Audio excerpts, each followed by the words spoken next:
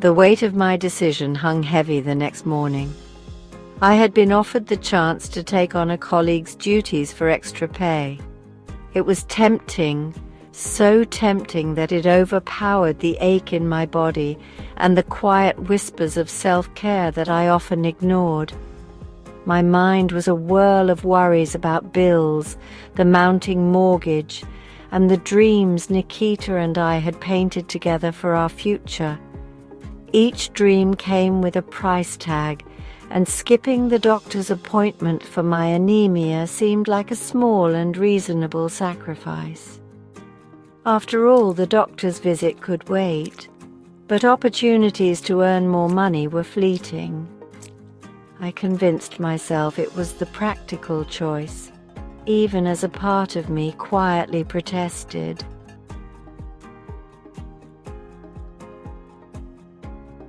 By the time Nikita and I reached the hospital, I was already 15 minutes late for my appointment.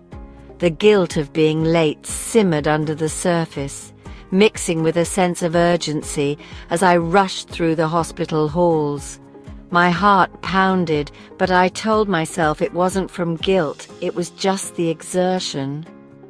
Nikita's concerned eyes followed me closely as I navigated the maze of corridors.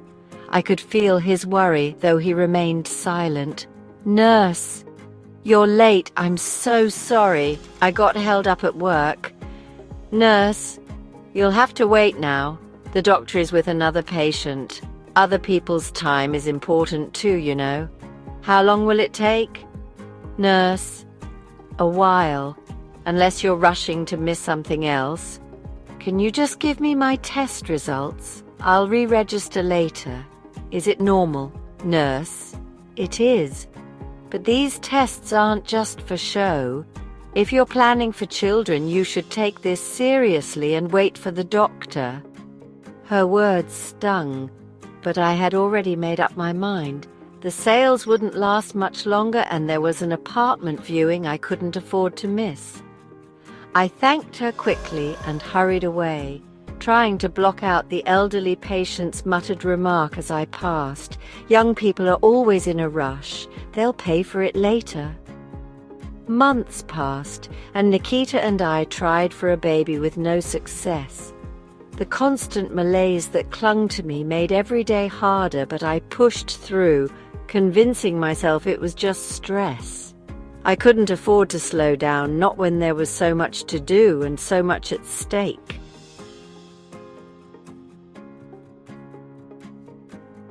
"You're pregnant," my mother said over and over, her voice a hopeful refrain in my mind. But no matter how many tests I took, the result was always the same: negative. Both our mothers urged me to see a doctor, convinced that something was wrong.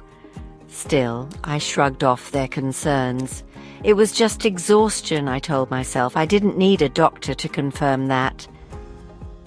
"Masha, Clara, you scheduled the appointment, right?" "Yes, Masha, it's the day after tomorrow." "Masha, you're so lethargic today, it's worrying. It's just stuffy here." A loud, dull thud echoed in the office as I collapsed. Masha's panicked face was the last thing I saw before darkness claimed me.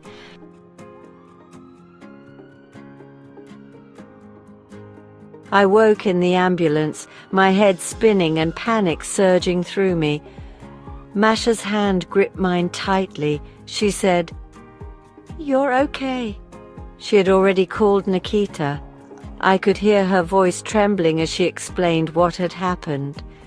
By the time we reached the hospital, Nikita was pacing outside the emergency room. His worry was etched into every line of his face and every frantic step he took. The doctors moved quickly, running test after test. Masha didn't leave my side, making sure they knew everything: my symptoms, our plans for a baby, the relentless fatigue that had plagued me for months. I felt a mixture of gratitude and shame. How had I let it come to this?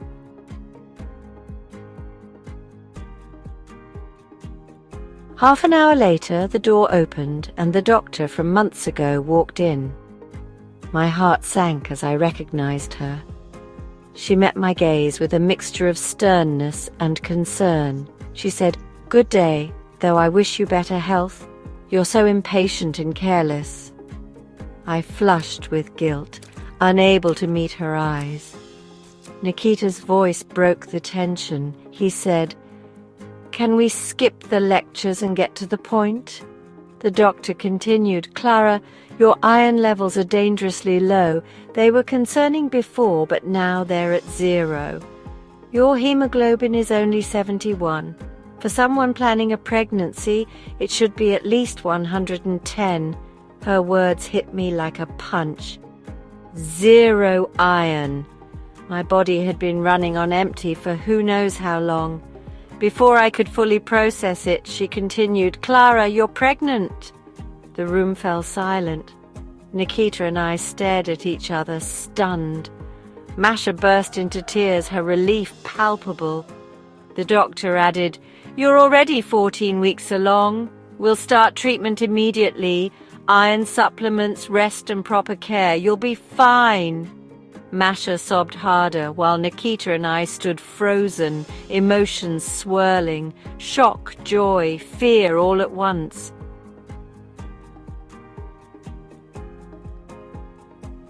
After months of struggle, Nikita and I were finally expecting.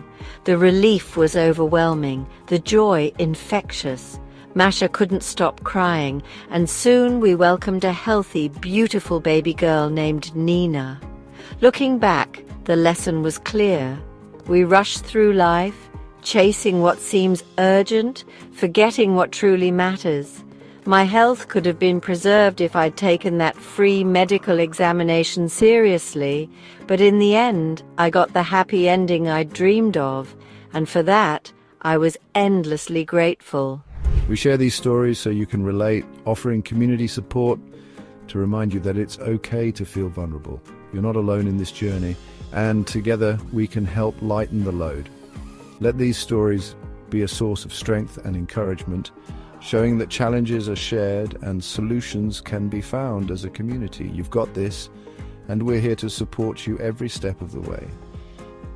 If you enjoyed this video and want to see more health stories just like it, go ahead and click that subscribe button. It's completely free. And as a little thank you for subscribing, we'll give you a special voucher. This voucher will get you 20% off any of our laboratory products or money off every test or appointment for as long as you're subscribed to our channel. It's a great deal. And while you're at it, if you enjoyed this video, give us a thumbs up. It really helps us out and lets us know what you'd like to see more of.